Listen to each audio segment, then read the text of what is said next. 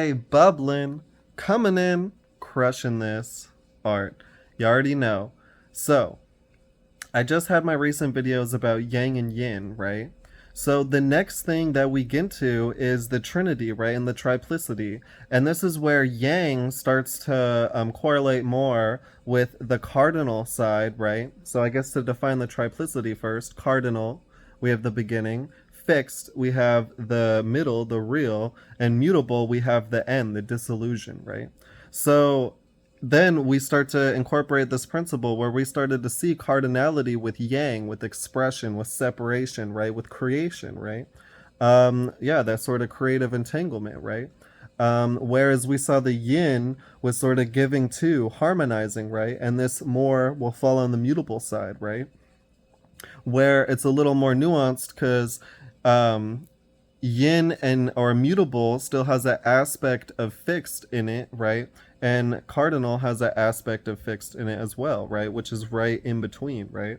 So this is where we start to expand from the basic concepts, right?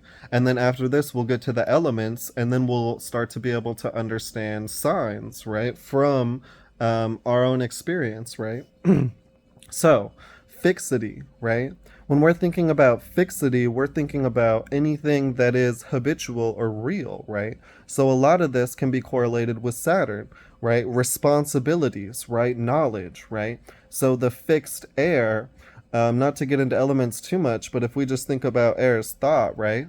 This would be knowledge, right? The structures that are continually in your brain, that it's not like one time I'm working out or I'm kind of seeing in a daydream once, but it's the inherent structure or soul wisdom that we're arting out of, right? So it's anything that is true to us, right? This would fall into this fixed realm because no matter what we're doing or where we go, we're still a part of this. So anything like responsibilities, like our body, right?